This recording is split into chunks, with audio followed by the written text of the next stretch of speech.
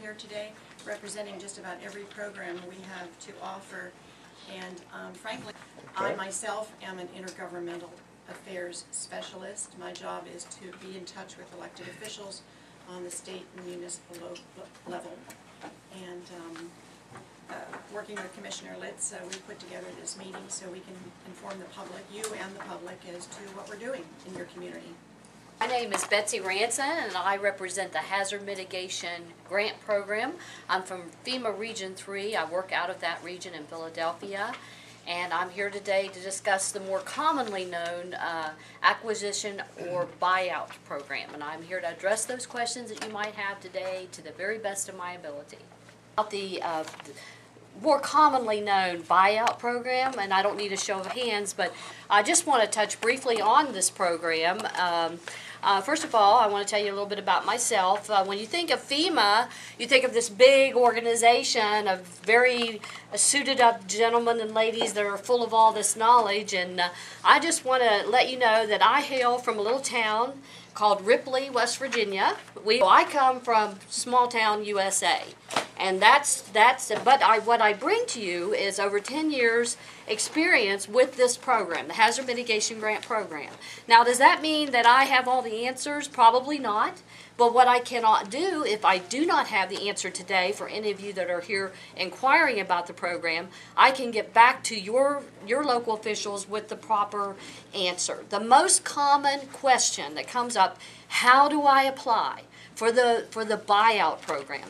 And the quickest thing for me to do to give you the very best information is to refer you to a website. I'm going to give you more information, but I want to give you this because this is about your state, and this is your local community, and you need to know that you, the homeowner, cannot personally apply for these funds. You must go through your local township or bureau or county. They are representing you as the homeowner. So the best way for you to find out about this is to go to the PEMA, Pennsylvania Emergency Management Agency website.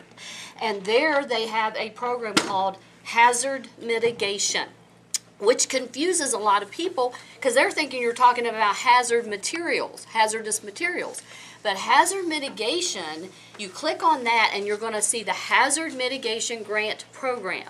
And there, your Commonwealth state officer, the gentleman that is going to be facilitating this program, has wonderful information about how you, the homeowner, go about applying to be in an application. And it will guide you through all of the different steps and explain that it begins right here at home with your local jurisdiction or bureau or county. They are the ones that you will hear about this meeting. It must be publicized. Everyone will have the opportunity to attend a meeting.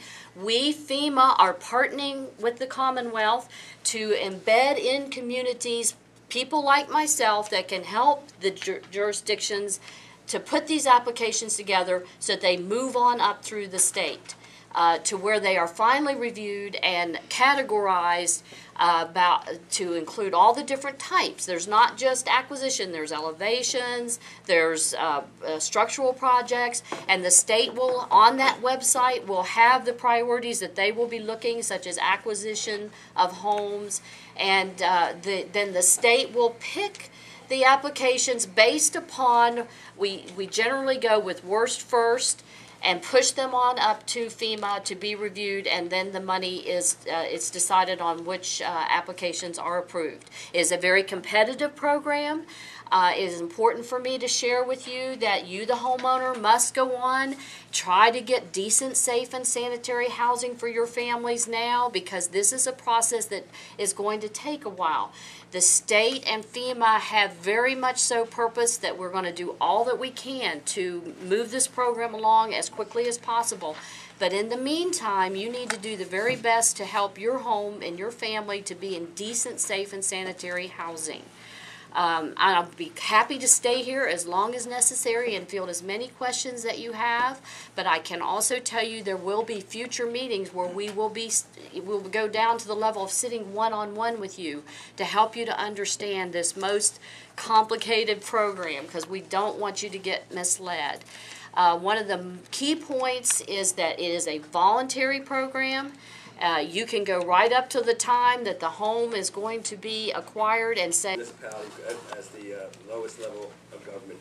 So in Pennsylvania, we use the county level. We use the municipality as the starting point. So whereas it can be the county. It can be. So it's not the county, it would be whatever municipality you live in. Correct. That's correct. And Intent of interest also went out to the municipalities about a week and a half ago. So each one of those municipalities should be aware of that program and their need to participate or at least show interest in the program. That's correct. That's the very first step. Is that they send in a letter of intent, and actually it's on the website already. But I don't want homeowners to be fearful they're going to be left out of an opportunity. It must be publicized, and you will have opportunity to reach out to your local. My name is John Donahue. I represent individual assistance. That's the individual side. If you have any questions about rental assistance or money to help fix up the home, I could probably answer some of those questions for you. I have a question.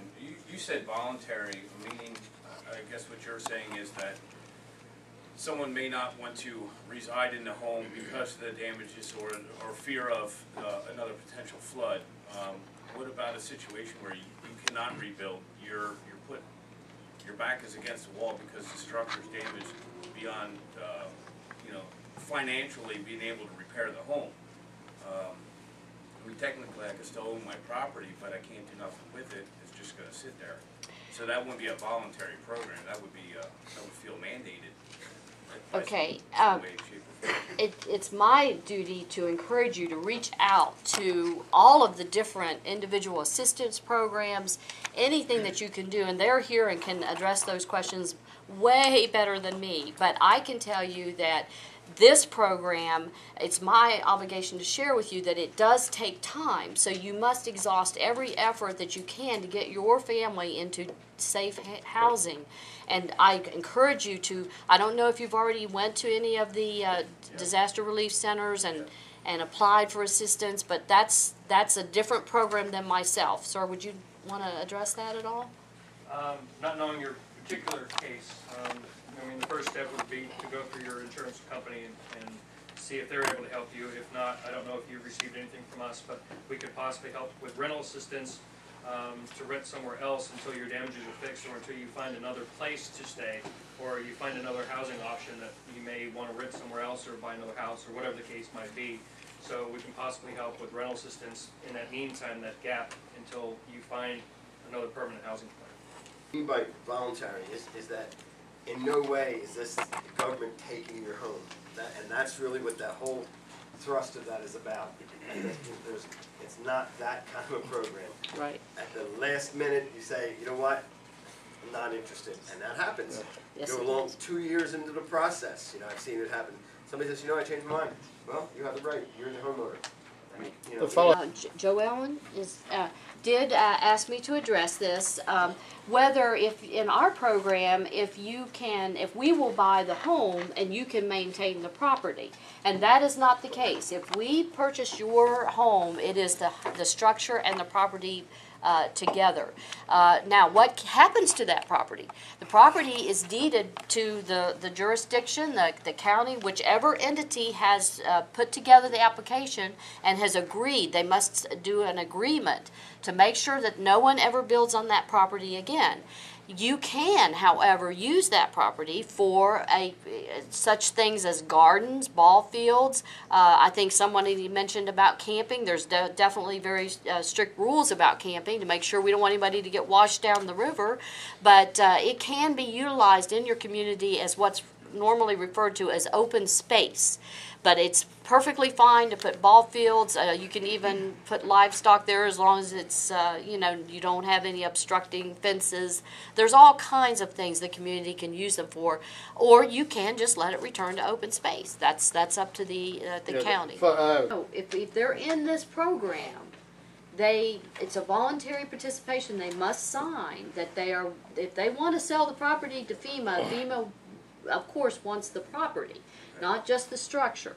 Okay, I definitely don't want that to be, misunderstood. If it's in the Hazard Mitigation Grant Program, or known as the buyout program, FEMA will be purchasing both the land and the structure, and then the land will be returned to what we call open space. But I definitely want to make absolutely sure that you understand there will be no takings of any property through this process, because this is voluntary. So that's different I than, encourage you to have a land use portion of your application to think ahead. What would we do with this property, and if you have thoughts of maybe having a ball field or something like that, it is absolutely helps to make a cleaner, I guess I would say, application. But it is not going to preclude this application from moving forward. And my other question for her was, she says about FEMA buying the homes, the structures, and then the property, it would deem over to our local authority, which is fine. Do you have, I'm assuming you have a formula or a way of dictating what you buy the property at? Would that be fair market value? It is fair market value, yes, sir. And of course the question is going to come up about, well, what about my home is no longer in good repair, and you worry about, would you get fair market value? And the answer is yes, sir. There is a system in place, and the most important thing is we want to make sure you receive fair compensation for your home. now, is that fair after the flood or before the flood? As if your home had not been flooded. That is how the property is purchased. Yes, our goal is to make sure to try. Now, you're never going to be 100%. FEMA does not promise that. The Commonwealth does not promise that. But what we can give you is a leg up to get started somewhere else. So we want you to get fair compensation for your home. For homes that are completely washed away, there is a methodology that we can apply using the tax ticket method and a multiplier. We use comparables. We use anything we have to do in a community to come up with fair market value as if the home had not been flooded. Mentioned, I believe, 50%, more than 50% damage to the structure. Take you back a step or two. Every community where FEMA can operate in terms of disaster assistance, for the most part, is called a participant in the National Flood Insurance Program. And what participation means on a community basis is we make flood insurance available, we make disaster assistance available, and in return a community agrees to enact and enforce certain regulations for floodplain management. It sounds to me like that's what we're talking about here. So the idea is when a structure is substantially damaged, more than 50% of its market value, what the regulations will say is that structure, if it is to be repaired, needs to be brought up to compliance with the current requirements, and certainly under most circumstances that will mean elevating the structure to what we call base flood elevation or above, depending upon what the community's ordinance says. Did you have flood insurance? Yes. Okay. Have you been working with your adjuster not only on the basic loss but also on something called increased cost of compliance, or ICC coverage? Yes, I'm aware of that. To my knowledge, that is to be used to either elevate the home, which is not an option for myself, relocate the home, which again is not an option, or to demolition the home, which is going to be my only option. So that's where I'm at. All right. So the flood insurance benefit, as indicated here, does have some allowance for additional costs for relocation, elevation, demolition, and it's really up to the individual property owner and the community to determine what's the best course of action. Does that help?